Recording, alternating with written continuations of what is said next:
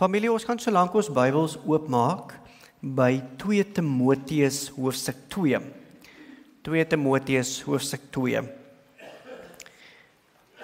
Terwyl ons daar oopmaak, dit is nie altyd maklik om 'n kind van die Here te wees nie, en dit is soms uitdagend in hierdie wêreld, maar ek dink vanoggend soos vanmôre, is dit dan net wonderlik hoe lekker dit is om die Here te dien.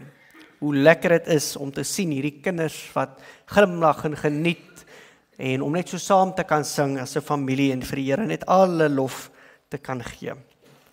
Nou, ek wil graag vra dat julle my vanmôre so bietjie help, sommer net so 'n paar vragies, so interaktief vanmôre deelneem.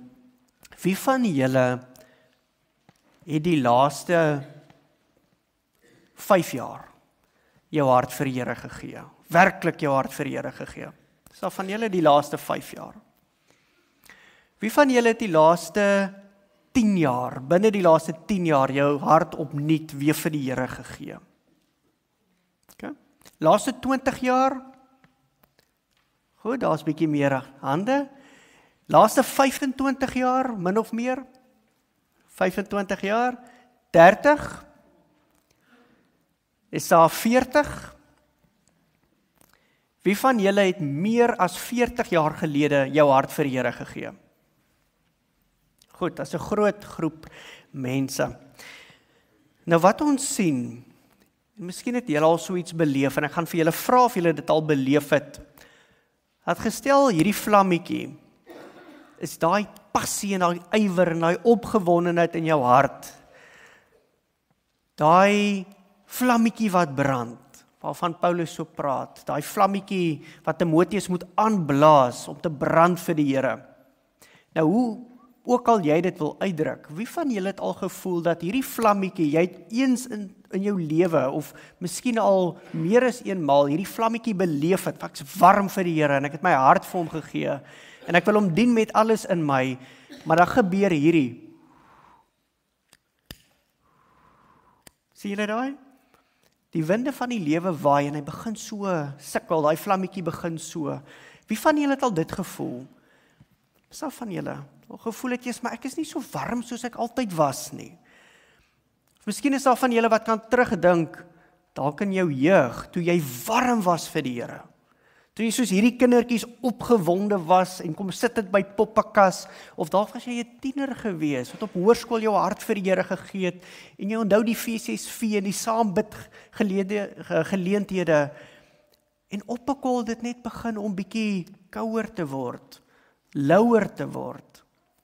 Is daar van julle? Ek het dit al ook beleef.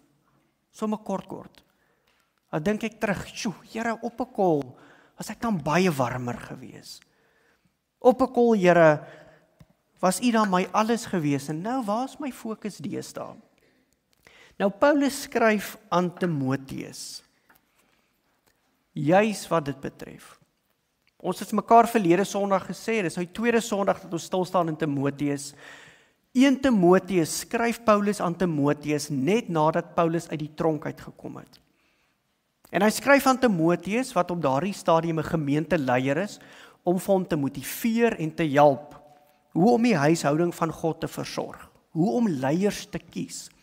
Wat maak ons as daar heeltyd storieetjies is en dingetjies is wat krap? Hoe moet ons dit hanteer? Hoe om gefokus te bly, te midde van soveel dinge wat om ons gebeur. Maar dan kom 2 Timoteus. En 2 Timoteus bevind Paulus homself weer in 'n tronk. 'n Romeinse tronk. En hierdie keer weet hy, daar is nie uitkom kans nie. Hy het 'n gevoel, hy het 'n belewenis, dat soos hierdie verhoor aangaan, soos hy daar bly, dat hy nie lewendig hier gaan uitstap nie. En dan skryf hy weer aan Timoteus. Nou onthou, Timoteus was so sy mentorkind gewees. Hy praat ook van hom as sy kind, sy geloofskind, sy kind in Christus. Hy skryf aan hom om vir hom te leer wat om te doen, as hy nie meer daar is nie. As hy nie meer kan tap van Paulus se mentorskap nie. Die slim ouens praat van Paulus se geestelike testament, en dit is sy laaste skryf aan Timoteus. Hy vra vir Timoteus, as dit kan, kom vinnig na my toe. Maar dit gebeur toe nou ook nie so nie. En op hierdie noot kom ons dan by Timoteus, 2 Timoteus, hoofstuk 2. En ons lees vanaf vers 1. 2 Timoteus, hoofstuk 2, ons lees vanaf vers 1. Nou, ons moet net vir mekaar ook hierso sê, dat die dinge wat Paulus hier aanspreek, is nie noodwendig die toestand waarin Timoteus op daardie oomblik is nie. Maar dit is amper profeties. Dis soos om vir iemand te sê wat sy hart vandag vir die Here gee, te sê, weet jy wat, dis wonderlik, ons is so bly, ons is dankbaar, maar daar kom tye wat moeilik gaan wees, en dan moet jy volhard, dan moet jy sterk staan. En Paulus gee die hele spektrum aan Timoteus, want hy weet, sy tyd is min, en dit is belangrik dat Timoteus hierdie goed onthou, al verstaan hy dit nie nou nie, al is dit nie nou van toepassing nie, onthou dit, maak 'n knoop. Kom ons lees saam, 2 Timoteus 2, vanaf vers 1. Jy dan, my seun, wees sterk, deur die genade wat ons in Christus Jesus het. Jy dan, my seun, wees sterk, deur die genade wat ons in Christus Jesus het. Ons sien dat Paulus sê vir Timoteus, wees sterk. En wat ons wel weet is 1 Timoteus, 2 Timoteus en Titus is baie pastoraal geskryf. Maar wanneer ons bloot sê, wees sterk, dis amper asof Paulus bietjie meer kon sê. Dis amper asof hy kon uitbrei en sê, ag, moet nou nie hartseer wees nie, moet nou nie fyngevoelig wees nie. Ag, ek verstaan wat jy gaan, ag, byt maar so bietjie vas, jy kan dit doen. Maar ons sien 'n opdrag, 'n vermaaning, jy, jongman, wees sterk. En wat interessant is ons sien die hoeveelheid kere wat Paulus al vir Timoteus gesê het om sterk te wees. Wie van julle wil raai hoeveel keer Paulus al vir Timoteus gesê het wees sterk? Wie wil raai? 25 keer. 25 keer sê hy vir Timoteus, wees sterk, wees sterk, wees sterk. Hy vermaan hom. Hoekom? Want Paulus besef dat om 'n kind van die Here te wees en te wil warm wees, dit beteken om my fokus geheel en al op hom te plaas, gaan vra dat jy moet sterk wees. Want daar's baie winde van hierdie wêreld wat ons vlammetjie wil kom uitdoof. Daar's baie dinge wat vir jou laat voel, maar ek is nie waardig nie. Ek is nie genoeg nie, ek is nie goed genoeg nie. Baie goed wat jou fokus wil kom steel. En daarom sê Paulus vir Timoteus, jy moet sterk wees. Nou hierdie sterk wees, en ons het dit vir mekaar ook verlede Sondag genoem, dit is nie 'n geval dat Timoteus maar hierdie ou bangbroek was nie.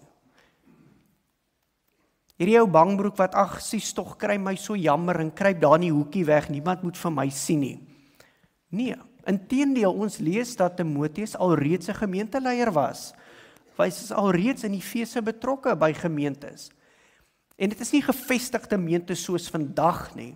Nee, dis mense wat nou tot geloof kom, tot bekering kom, wat met al hulle tradisionele bagasie hier vandaan kom en vir hulle verskillende kulture en manier van dink en glo, dis moeilik. Ons het dan almal min of meer 'n soortgelyke idee van dink en glo en waaroor ons geloof gaan. Maar dit is moeilik om met mense te werk wat geen koek en klo het nie. En nou moet jy 'n pad met hulle begin saamstap. Ons weet ook in Handelinge dat Timoteus was geken onder die ander gelowiges as 'n jong man wat gretig die Here gedien het, wat opgewonde, passievol was, wat sy geloof was nie versteek nie. So as Paulus hom sê, wees sterk, dan praat hy nie met hierdie haaifooi tog Timoteus nie. Hy praat met 'n Timoteus wat meer nodig het as 'n aardse vorm van sterk wees. Dit is meer as net skud gou die stoffietjies af en doen wat jy moet. Timoteus het iets nodig. En dis hoekom Paulus hom help, deur hom nie vir hom te sê, wees sterk, deurdat jy jouself nou bietjie moet regruk, en kyk in die spieël en sê vir jouself 50 keer, ek kan dit doen nie. Hy sê vir hom, wees sterk, deur die genade, wat ons in Christus Jesus het. Deur die genade, wat ons in Christus Jesus het. Hierdie sterk wees waarvan hy praat, is die wapenrusting, want dit kom nie uit onsself uit nie. Dis die wapenrusting wat God vir ons aantrek, om sterk te kan wees, om weerstand te kan bied. Ons lees oor die wapenrusting in Efesiërs 6. Julle onthou dit tog. Kindertjies, julle onthou dit seker ook. Vra vir ma en pa, wat is die wapenrusting wat vir my help om sterk te wees? Ek wil net die punt beklemtoon dat hierdie krag nie uit onsself uitkom nie. Miskien het jy al gevoel in die tye toe jy so passievol was en hierdie winde begin kom oor jou lewe, ek moet net bietjie beter wees. Ek moet net meer vasbyt, ek moet net meer gefokus wees, ek moet net harder probeer, ek moet net meer Bybel lees, ek moet net meer bid. Hoe dit vir jou uitgewerk? Dit werk nie goed uit nie, want dit kom nie uit ons eie krag nie. Hoe moet ons weerstand bied teen die brandpyle van die bose? As die woord vir ons duidelik maak dat ons geveg nie teen vlees en bloed is nie, maar teen die bose magte. Hoe moet ons as mens dit doen? Deur die genade van God. En al daai dinge wat ons genoem het is reg. Ons moet meer Bybel lees en ons moet meer bid en ons moet meer tyd met hom spandeer, maar dit begin by hom. En dit begin by oorgawe. Here, ek kan nie self weer hierdie vlammetjie in my hart aan die brand kry nie. Ek kry dit nie reg om so te leef dat 'n klomp kersse en vure kan aansteek om lig vir u in hierdie wêreld in te dra nie. U moet my weer kom nuut maak. U moet weer, soos Esegiel 36 sê, daai ou hart van klip kom uithaal en weer vir my 'n nuwe hart van vlees gee. Dit wil sê, ons krag en ons fokus om sterk te wees in geloof, begin nie by jou nie. Dit begin by God. In verhouding met hom, in genade. Ek wil graag vir julle lees so vinnige gedeelte uit 2 Korintiërs uit. Julle is welkom om saam met my daar oop te maak. Hou tog net die vinger by Timoteus nog. 2 Korintiërs 12.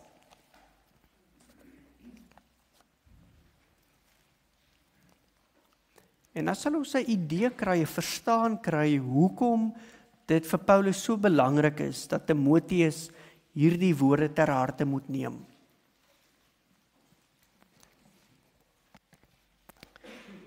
2 Korintiërs 12, ons lees vers 8 tot 10.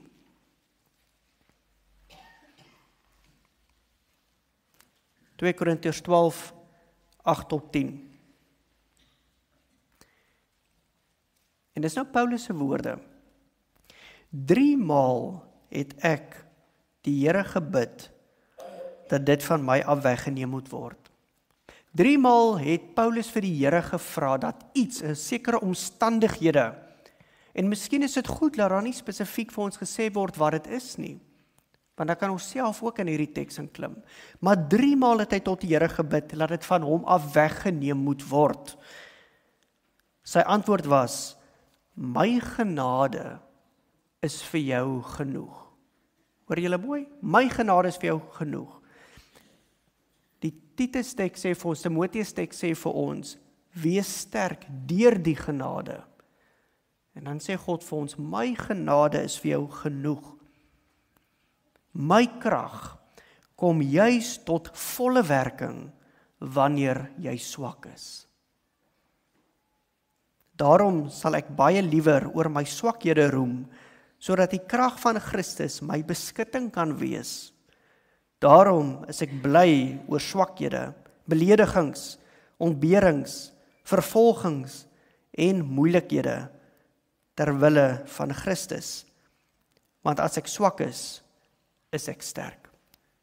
Dit wat Paulus vir Timoteus sê, is nie iets wat hy uit sy duim uitsuig nie.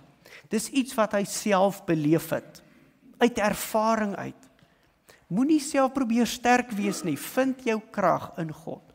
Erken dat ek swak is. Almal van ons onthou daai kinderliedjie, Here Jesus, ek is klein. Op 'n kol wil ons dit nie meer sing nie, want ons is nie meer klein nie, ons is nou groot. Maar dit is so ver van die waarheid af. Ons is so afhanklik van die Here se krag om deur ons te werk. Die Here wat ons weer opnuut moet maak. Die Here wat weer hierdie vlammetjie in ons harte moet aanblaas en ons moet help deur die Gees om dit te onderhou, houtjies te pak, sodat hierdie vlammetjies sal aanhou brand in ons binneste. Tweede vers lees, wat jy my voor baie getuies hoor verkondig het, moet jy toevertrou aan betroubare manne wat bekwaam sal wees om dit ook aan ander te leer. Hy gee vir Timoteus 'n tweede wenk. Die eerste een is wees sterk, maar nie in jouself nie en in jou eie vermoë nie.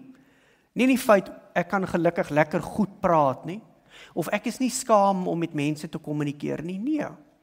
Wees sterk in God se genade. Herinner jouself, ek is 'n kind van God, ek is geroep, ek is gestuur. Dit is nie deur myself nie, dit is deur hom en tot hom en vir hom. Wees sterk in hom. Die tweede een is, dit is alright as jy nie dit alleen kan doen nie. Dit is okay. Dit is alright as jy by die punt kom en sê, ek voel uitgebrand, ek voel moeg, ek voel ek kan nie meer nie. Dit is okay. Daarom is die broers en susters in hierdie gemeente, wat ook hulle hande sal opsteek en sê, ek sal ook help. Ek sal help met die poppekas. Ek sal help met die orkes. Ek sal help met sang. Ek sal help om die gebedsblaadjies en die afkondigings neer te tik. Ek sal help met die klank. Ek sal vir die kinders 'n poppie brei. En hoekom is dit belangrik? Nie net om die een te beskerm vir wie dit begin swaar raak, omdat hy alles op sy skouers dra nie, maar om ons te herinner dat ons 'n familie is. Kinders, as ma winkel toe gaan, en sy kom terug, sy was nou by Checkers gewees, en sy dra 6 sakkies, 3 in elke hand, uit die kar uit, en haar ruggraat begin nou al soos jelly wankel. Gaan pa, mos nie gaan en vir ma help nie. Gaan jy nie gaan en ma se pakkies help dra nie. Natuurlik gaan jy, want ons is familie, ons kyk uit vir mekaar. En dit is die wonderlike, dat ons vir mekaar kan vra. Oom Walter, wil oom nie vir ons help nie? Oom Norman, kan oom nie hand gee nie? Tannie Elbie, hier's 'n geleentheid, wil tannie nie inkoop daarby nie? Wees sterk in die Here, funksioneer as 'n familie saam. Dra jou deel van ontberings, soos 'n goeie soldaat van Christus Jesus. Dra jou deel van ontbering soos 'n goeie soldaat van Christus Jesus. Wat beteken dit? Ons sien nie dat Paulus vir Timoteus op die rug klop en sê, jong, die eerste 3 jaar van bediening is rof, maar dan is dit alright. Dan span ons maar die seile en ons vat die wind en ons kyk waar ons uitkom nie. Ons sien Paulus sê vir Timoteus, dra jou deel van die ontberings, dis swaar, dis moeilik. En as Paulus hier met Timoteus praat en ons wil dit nou terugwerk na vandag toe, natuurlik is dit 'n goeie teks om vir leraars te gee of vir jong leraars te gee. Maar is ook 'n goeie teks om te gee vir elkeen wat 'n kind is van die Here. Vir elkeen wat sê ek staan in aktiewe diens van Jesus Christus. Hoe weet jy staan in aktiewe diens van Jesus Christus?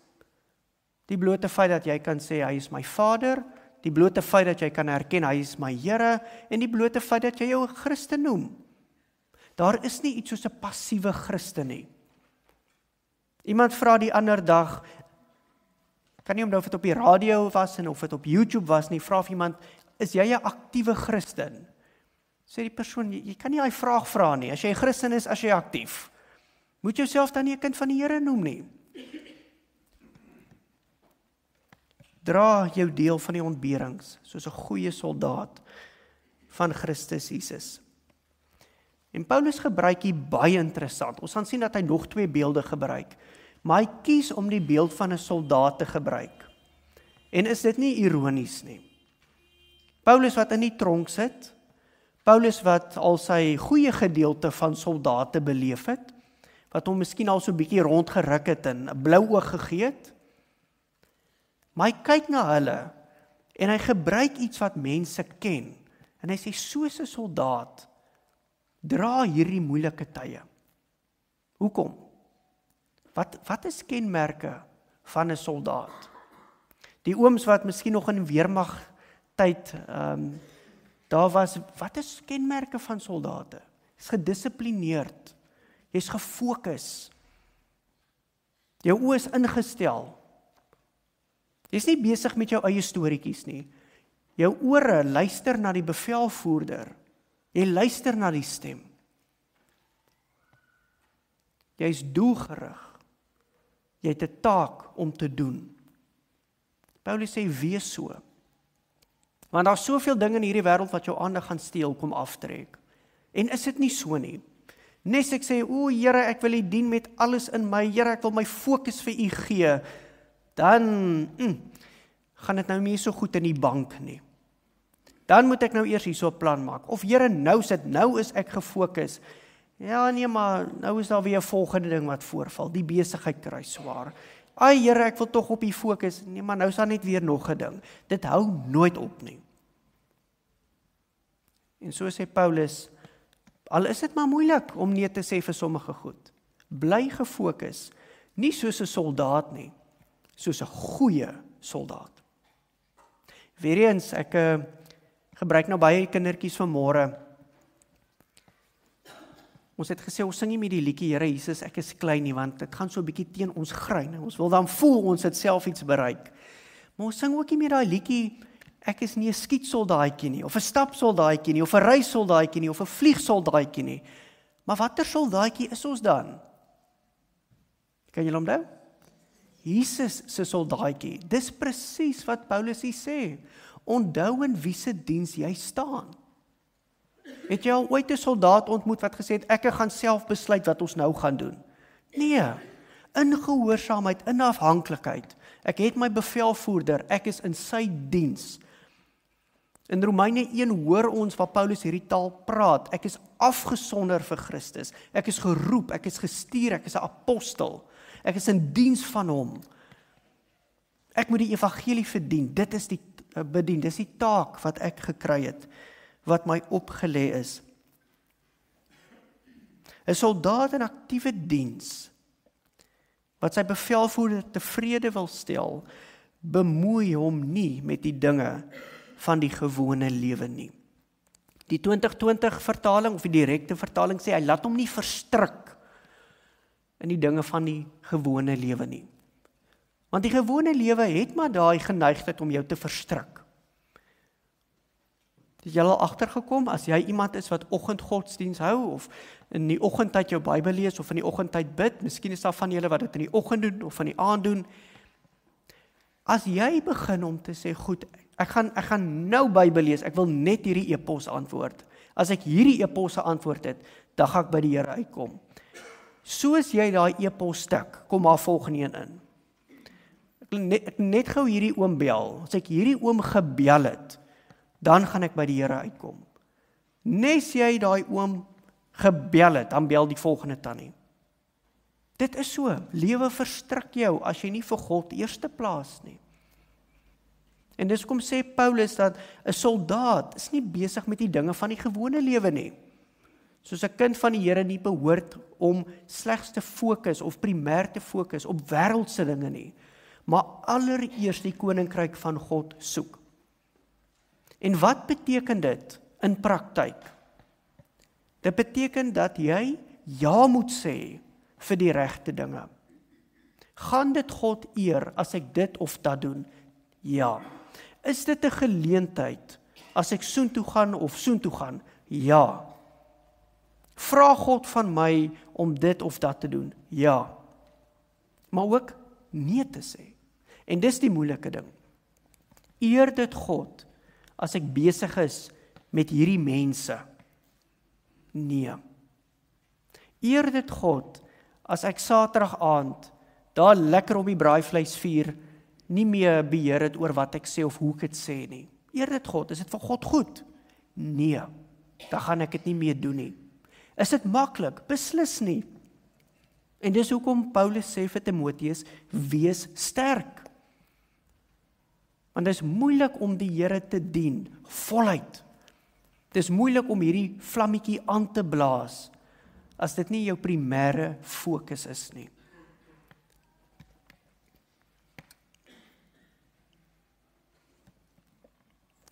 Hy gaan nou na die volgende beeld toe, en dit is van 'n atleet. En ek dink dit sluit so mooi aan by die prentjie van 'n soldaat. Waar 'n soldaat moet ja sê vir sekere goed en nee vir iets anders, so is dit ook met 'n atleet. Iemand wat moet oefen vir 'n wedloop, moet ja sê vir sekere kossoorte en nee vir ander. Moet ja sê vir sekere roetines en nee vir ander. Nee vir slegte gewoontes en ja vir dit wat goed is. Maar Paulus vat dit nou 'n stap verder en soos hy bou op hierdie beelde, probeer hy elke keer 'n ander punt beklemtoon. Selfde pudding, maar hy gooi 'n ander sous oor. Vers 5 lees as volg: 'n atleet wat aan 'n wedstryd deelneem, kan die prys wen slegs as hy volgens die reëls meeding. 'n atleet wat aan 'n wedstryd deelneem, kan slegs die prys wen as hy volgens die reëls meeding. Wat beteken dit? Dat wanneer ons sê ons is soldate vir Jesus, maar ook ons is atlete vir Jesus, en dis 'n beeld waarvan Paulus hou, as hy sê ek het die goeie wedloop voltooi, dan moet ons ook mooi daaraan dink, dat as ek nou 'n 800 meter atleet is, maar ek sny koek so halfpad, ek kan eers by die wenstreep opdaag, maar dit was nie die reëls nie, ek word gediskwalifiseer. En hier is nou 'n baie sensitiewe punt, wat Paulus vir ons lig. Dat wanneer ons sê ons is kinders van die Here, maar daar's voorwaardes, dan kan ons ook nie aan hierdie wedloop deelneem nie. Want dis alles of niks. Here, ek loof U en ek prys U en U is wonderlik en U is fantasties en ek wil my hart vir U gee, maar Here, my lewenstyl, ek gaan nie dit verander nie. Dit is hoe ek is, dis hoe ek in mekaar gesit is. Here, ek is jammer, maar hierdie deel kan U nie hê nie, maar die res kan U. Jammer. Waar het ons al gesien waar 'n atleet voor die tyd gaan praat met die persoon wat op die ou end van die dag moet sê wie wen en wie nie. En sê, ek gaan dit net so 'n bietjie anders doen. Gee my net so 5 meter voorsprong. Koop is reg met die ander. Ek gaan deelneem, ek het geoefen alles, maar gee my net daai vergunning. Waar in die wêreld? Maar ons doen dit met die Here. Ag Here, ons gaan die loof en ons gaan die prys, maar Here, hier's iets hier in my sak, my jou beursie en my geld daar binne is my bitter belangrik. Moet tog nie vir my vra om U ook daarmee te dien nie. Here, hierdie gawes wat U vir my gegee het, ek weet, ek kan goed praat en ek kan goed die woord uitlê, of ek kan mense bemoedig, of ek kan mense troos, maar moet tog net nie dit van my vra nie. Here, op enige ander plek net nie dit nie. Wat doen ons in effek? Iemand het een keer gesê, in the beginning God created us in His image, and ever since we try to return the favor. Ons probeer vir God maak in 'n beeld wat vir ons pas en wat vir ons werk. En hy moet net nie vir ons konfronteer nie. Hy kan beamoen dat dit wat ons doen reg is. En ons kan goed voel daaroor. Ons het ons nou al die boksies afgemerk. As die Here vir my konfronteer, Gerard, jou oogies dwaal bietjie. Gerard, jy's bietjie besig met iets wat afgodery is. Jy vertrou my nie meer, soos jy my altyd vertrou het nie. Jy's besig om op ander goed te fokus en jy sit my altyd tweede. Here, moet tog net nie dit doen nie. Familie, as ons kinders van die Here wil wees, en as ons die Here wil dien, en as ons beywer om hierdie vlammetjie aan te blaas, dan moet ons gedissiplineerd wees en toegewyd wees soos atlete. Ons moet aan die reëls voldoen wat God vir ons uitlê. As ons Jesus wil volg, en hier is 'n opsomming van die reëls, sal ons kruis moet opneem. Dit beteken, ons gaan eers by Golgotha 'n draai moet maak, moet sterf in ons ou lewe, en daarna die nuwe lewe in hom opneem, en hom volg, en hom dien, gehoorsaam wees, in dit wat die Gees en die Woord ons leer. En dan kom hy by hierdie derde beeld, en dis ook 'n goeie beeld wat hy hier gebruik. Die boer wat die harde werk doen, behoort eerste deel van die oes te kry. Die boer wat die harde werk doen, behoort die eerste deel van die oes te kry. Om saam te vat tot op hierdie punt toe, Timoteus, jy moet sterk wees. Jy moet gefokus wees soos 'n soldaat, gedissiplineerd wees soos 'n atleet. Maar onthou Timoteus, en ons almal is maar nou vanmôre Timoteus, onthou, die boer wat hard werk, klem op hard werk, moet die eerste deel van die oes kry. Wat beteken dit? Nou ons kan mos nou baie stout hierdie teks interpreteer. Dan sê, ons het dan nou hard gewerk om, ons wil dan nou eers 'n bietjie hê. Nee. Dink bietjie so daaraan. Dat wanneer ons wil uitreik na ander toe, wanneer ons die woord wil bedien, wanneer ons ander van Jesus wil vertel, Kenneth het nou gedeel van hoe dit ook plaasgevind het hierdie naweek, hierdie sendingsaksies en so voort. Onthou, voordat jy jou mond oopmaak, moet jy die eerste deel van daai oes kry. Wat help dit? Ek verkondig die woord vanmôre, maar hierdie woord het geen effek op my nie. Ek het dit glad nie in my eie hart laat insink nie. Wat help dit? Jy gaan vertel iemand van, ken jy vir Jesus? En hulle draai die vraag, maar ken jy vir Jesus? Die een wat boer, die een wat hard werk, die een wat saai, die een wat oes, is belangrik dat hy self eerste deel kry, self vra, het hierdie goed al in my hart begin groei? Het God al my hart deurgrond? Waarteen probeer Paulus vir Timoteus beskerm? Pas op dat jy nie net droog die woord verkondig nie. Laat dit nie net 'n werk vir jou word nie. Waarteen probeer Paulus, waarvoor probeer die woord van God ons gemeente beskerm? Goed, gooi maar geldjie in. Ja, ek sal maar die ding tik. Goed, ek sal maar kerk bywoon. Het jy al eerste deel van die oes gekry? Het jy al die evangelie, die soetheid daarvan eerste geproe? Laat jy die Here toe om jou hart eerste uit te pak, voordat ons dit aan ander wil bedien. Ek dink Paulus is besig om vir Timoteus aan te moedig, om te sê, maak seker dat dit genuine is. Want jy kan nie vir ewig dit uit jouself laat kom nie. Jy het nodig om by God ingeplak te wees, soos 'n kragprop. Jy het nodig om eers dit te proe, eers oortuig te wees, om te kan deel. Engelse uitdrukking, you cannot pour from an empty cup. En ons het nodig om kort terug na die Here toe te gaan. Here, begin dan eers met my, voordat ek kan deel wat ek ontvang het.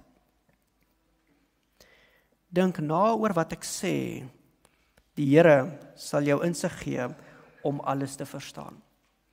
En dis absoluut profetiese teks. Timoteus lees hierdie goed waarskynlik en sê, maar ek is nog nie hier nie, ek beleef dit nog nie. Ek voel dan nog so warm en gemotiveerd. En dan sê Paulus, is goed, maar dink daaraan. Hoor dit, onthou dit.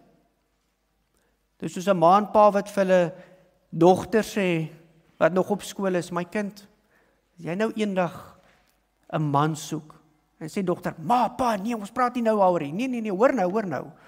As jy eendag 'n man soek iemand wat lief is vir die Here. Onthou dit, bêre dit weg. Kinders, eendag gaan julle terugdink aan hierdie poppekas. Onthou dit. Ooms en tannies, eendag gaan julle terugdink aan julle jeug. Hoe die Here daai tyd al in jou hart kom werk het. Onthou dit. Onthou wat die Here nou vir ons sê. Laat dit deel word van ons. Dat ons nie vasloop en uitbrand en leeg word en droog word nie, maar dat ons warm en lewendig bly. Vers 8, onthou altyd. En nie onthou wanneer jy gevra word nie, onthou altyd. Laat dit vlak hierdie geheel hê, dat Jesus Christus, 'n nakomeling van Dawid, uit die dood opgewek is. Dit is die evangelie wat ek verkondig. Paulus sê hier duidelik, dat dit wat ons moet onthou, die hoop wat hy vir Timoteus gee, is nie 'n hoop, byt vas, dit word beter nie. Dis nie 'n hoop, wees maar net so bietjie harder met die ouens, jy moet maar soos 'n krokodil wees, 'n dik vel in die buitekant en sag in die binnekant. Die hoop wat hy vir hom gee, is Christus het opgestaan. Wat beteken hierdie hoop vir ons? En is hierdie hoop vir ons genoeg? Is hierdie hoop genoeg om weer daai vuur in jou op te wek? Dat hy mens geword het, nakomeling van Dawid, nageslag van Dawid, gesterf het vir my en vir jou sondes en opgestaan het, sodat ek en jy nooit weer verskoning het, dat hierdie vuurtjie binne ons geblus is nie. Maar altyd 'n plek het, 'n kruis het, waar ons vlammetjies weer in die brand kan steek, waar ons kersies heen kan vat, waar ons kan trou. Hierdie laaste gedeelte van bemoediging, en ek spring nou na vers 11 toe, dan sluit Paulus af hierdie gedagte, deur om vir Timoteus te sê, dit wat ek nou vir jou gaan sê is betroubaar. Klomp dinge gaan vir jou nie steek laat, Timoteus. Klomp dinge gaan jou ontstel. Baie weerstand gaan jy kry. Baie gaan jou vlammetjie wil blus. Maar dit wat ek vir jou nou gee, dit is betroubaar. Hoe vas hierin. Dit is 'n betroubare woord. As ons saam met hom gesterf het, sal ons saam met hom lewe. As ons in die geloof volhard, sal ons saam met hom regeer. As ons hom verloon, sal hy ons ook verloon. Die Here forceer ons nie. Vrye wil, die Here gee vir ons hy keuse om hom te dien. As ons ontrou is, as ons besef dat hierdie vlammetjie van ons al weens soveel verkeerde keuses van ons skade gelei het, as ons ontrou is en ons kom na die Here toe, hy bly getrou. Hy kan homself nie verloon nie. Wat beteken dit vir ons vandag? As jy vanmôre hier sit en is werklik jou oortuiging om terug na die Here toe te kom. Here, ek het nodig dat hierdie vuur weer in my aangesteek word. Ek het nodig, Here, dat U Gees hierdie vuur kom aanblaas en dat U my leer hoe om hierdie vuur te onderhou, hoe om hierdie houtjies te pak. Maar meer as dit, om ander kersies, ander vuurhoutjies, ander vuurtjies aan die brand te gaan steek. Die Here bly getrou. Ten spyte dat ons ontrou was, ten spyte dat ons eie sonde en ons eie gierigheid, ons eie selfbeheptheid gemaak het, dat ons soveel keer hierdie vuurtjie in ons harte afgeskeep het. Dit is die Here se wil om vandag weer vir jou daai vuur te gee. Kom ons sluit die oë en ons vra dat die Here dit weer in ons gemeente sal kom doen.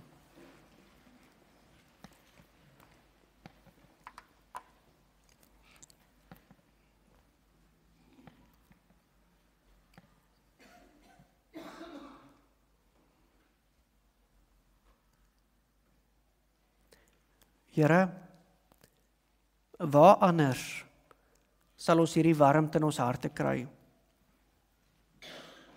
Here, vir wie anders sal ons dien as vir U? Here, wie kan vir ons krag gee? Wie kan ons help om sterk te word in 'n gebroke wêreld soos hierdie? Wie kan ons oplei, Here, om van bangbroeke oor te gaan na soldate vir U? Van leiaards oor te gaan na atlete. Here, om hart te boer vir U koninkryk. Here, dit is net U, dit is U alleen. Here, kom raak ons aan. Here, kom verhelder ons geestesoë om weer te kan sien. Here, kom steek ons kersies wat soms maar flou brand, weer in die brand, Here. Maar Here, ek bid ook vir hierdie familie dat ons mekaar sal help. Dankie dat ons dit reeds sien. Dankie dat ons kinders vir ons belangrik is, Here. Dankie dat elke lidmaat vir ons belangrik is. Geef ons wat ons nodig het, Here. Hier in Swakop, maar ook in Namibië. Here, dat mense wyd en suid U lig, U vuur sal sien. Ons bid dit in U naam. Amen.